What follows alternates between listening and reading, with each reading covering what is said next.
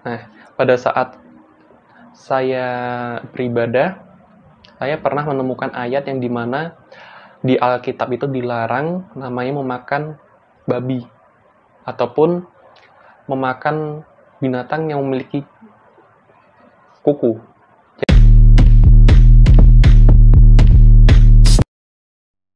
Shalom saudaraku, salam damai sejahtera dalam kasih Kristus. Jumpa lagi dengan saya. Didi Duli, kita akan belajar berapologetika bersama-sama di channel ini.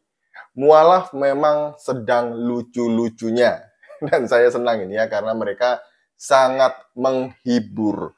Apalagi mualaf dari ngaji cerdas. Katanya sih ngajinya cerdas, tapi ya mualafnya nggak cerdas.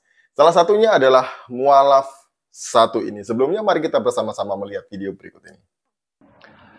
Baik, untuk alasan kenapa alasan mendorong saya untuk masuk Islam mungkin dikarenakan saya menemukan beberapa pernyataan yang sebenarnya itu dilanggar sama agama saya sebelumnya. Saya informasikan tuh agama saya sebelumnya ada Kristen Protestan.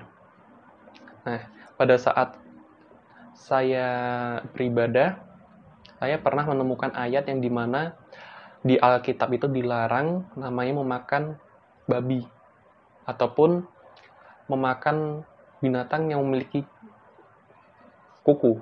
Jari kuku apa yang disebut kayak gitulah. Nah, intinya kan babi itu dia memiliki jari kuku. Nah, yang saya pertanyakan di Alkitab saja dilarang makan babi. Tapi kenapa orang-orang Kristen masih makan babi? Lucu kan Bapak Ibu ya? Jadi dia ini memutuskan mualaf karena menemukan satu pernyataan yang dilanggar oleh orang Kristen yang agamanya yang dulu gitu ya. Jadi waktu ibadah dia menemukan ayat Alkitab yang melarang memakan babi. Kenapa babi dilarang? Karena babi itu berkuku. Aduh, lucu sekali. Mualaf ini memang lucu ya. Jadi babi tidak boleh dimakan karena babi berkuku, kata dia. Jarinya berkuku. Kok bisa dia ini ngaku Kristen ya? Padahal dia ini kayaknya loh, nggak pernah ke gereja, apalagi baca Alkitab loh ya. Babi tidak boleh dimakan karena babi berkuku. Ya ampun, binatang yang berkuku itu banyak loh ya. Unggas juga berkuku. Ya contohnya ayam lah. Ayam berkuku, yang lain juga berkuku. Lucu. Jadi saya senang dengan mualaf-mualaf begini ya, lucu-lucu menghibur begini saya senang. Nah, sebenarnya kalau bicara halal dan haram gitu ya, di dalam PL Perjanjian Lama itu sebenarnya tidak ada istilah halal atau haram. Yang ada itu adalah istilah tame dan kosher. Jadi kotor dan tidak kotor, boleh dan tidak boleh, najis dan tidak najis. Ya, itu yang ada di dalam Perjanjian Lama. Nah, untuk imamat pasal 11 ayat 4 dan seterusnya ini, sebenarnya itu yang dilarang bukan hanya babi ya, tapi banyak binatang yang tame, yang unclean atau yang kotor, yang tidak boleh dimakan itu, atau low kosher atau yang tidak kosher atau yang tidak bersih itu ya. Itu banyak. Nah, jadi sebenarnya kata tame ini juga bisa digunakan untuk najis. Najis apa itu? Perzinahan juga najis. Kemudian perempuan yang mengeluarkan lelehan bagi orang Israel itu juga najis. Menyentuh bangkai binatang yang dilarang juga najis. Menyentuh mayat juga najis. Kemudian memakan makanan yang dipersembahkan kepada dewa-dewa atau berhala itu juga najis. Ada banyak sebenarnya najis. Tapi dalam konteks ini itu berbicara mengenai tame, yaitu unclean food. Makanan yang tidak bersih, yang dilarang untuk dimakan. Apa saja? Sebenarnya banyak ya di dalam imamat pasal yang ke-11 ayat 4 dan seterusnya.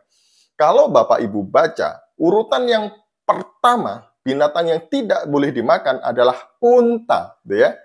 Di dalam hukum Taurat, unta tidak boleh dimakan. Ingat itu ya, tidak boleh dimakan karena tame, karena low kosher atau tidak bersih, makanan yang kotor gitu ya, tidak boleh. Nah, tapi ada loh yang makan unta, bahkan kencingnya. Nah, kemudian apa saja yang selain unta, itu ada kelinci, ada pelanduk, kemudian babi. Nah, kenapa hanya babi yang dikambing hitamkan. Padahal babi ini bukan kambing, gitu ya, tapi selalu dikambing hitamkan. Nah, kasihan memang babi ini. Nah, kemudian ada binatang di dalam air yang tidak boleh dimakan, seperti belut atau binatang yang tidak bersirip dan tidak bersisik. Belut, lele, ikan patin, kemudian hiu, kemudian cumi, gurita, kepiting, kemudian kerang, dan lain sebagainya. Udang itu juga tidak boleh dimakan karena tidak bersisik dan tidak bersirip, gitu ya. Dan kemudian ada burung-burung, burung unta, burung gagak, burung elang, raja wali, dan lain sebagainya. Itu juga tidak boleh dimakan. Tapi pertanyaannya, kenapa hanya babi yang tidak ditekankan oleh saudara-saudara kita muslim, polemikus muslim ini ya? Ingat loh ya, kalian tidak makan babi, tapi kalian makan yang lain yang disebutkan di sini. Lele makan, patin makan, belut makan, cumi, udang, kepiting, kerang makan, gitu ya. Tidak makan satu tapi melanggar banyak yang lain. Loh, itu kita ini sama-sama melanggar hukum Taurat. Jangan merasa diri paling benar, paling bersih dalam hal ini, ya.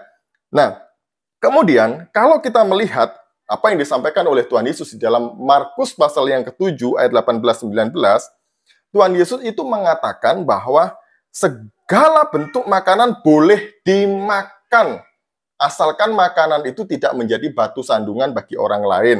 Asalkan makanan yang dimakan itu adalah makanan yang bersih. Kenapa? Karena apa yang masuk melalui mulut itu pasti dikeluarkan di jamban, gitu ya.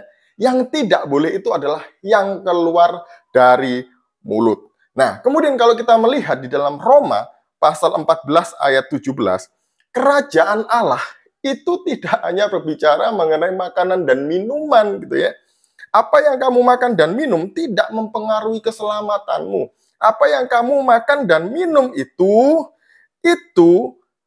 hanya berkaitan dengan tubuhmu yang sekarang. Jadi apa yang kamu makan kalau berlebihan itu ya tidak baik. Apapun itu. Kambing, kalau kamu makan berlebihan ya kolesterolmu naik. Sapi juga.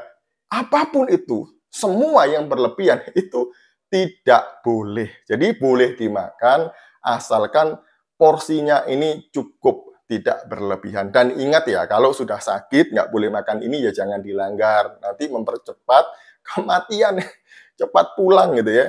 Jangan, itu yang tidak boleh. Jadi yang tidak boleh dimakan apa? Memakan hak orang lain. Kemudian memakan uang orang lain. Itu tidak boleh gitu ya. Jadi hidup kita yang sekarang itu bukan masalah makan dan minum. Kerajaan Allah itu tidak berkaitan dengan makan dan minum. Kamu tidak makan ini, tidak makan itu. Kamu tarak ini, tarak itu. Tapi mulutmu kotor. Tapi hatimu kotor, otakmu kotor. Kamu suka memaki-maki, kamu suka memfitnah orang lain, kamu suka mengkafir-kafirkan orang lain, melarang orang beribadah, atau mencuri, membunuh, berzina, apalagi memakan hak orang lain, apalagi hak yatim piatu dan janda-janda, itu tidak boleh. Jadi jangan hanya karena tidak makan yang satu ini, babi, kemudian merasa paling suci, paling kudus, Mas. Enggak, kamu melanggar banyak hal juga. Ya, ingat bahwa yang Yesus katakan bahwa kita sudah tidak berada di bawah kekuasaan hukum Taurat. Kita sudah dibebaskan, kita sudah dimerdekakan di dalam Tuhan Yesus Kristus.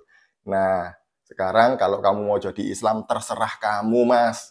Terserah, itu urusanmu, hakmu, ya. Jadi Islam yang baik. Jangan mengolok-olok agamamu ataupun kitab sucimu yang dulu. Kamu tidak pernah membacanya dan kamu tidak pernah mengimaninya, ya.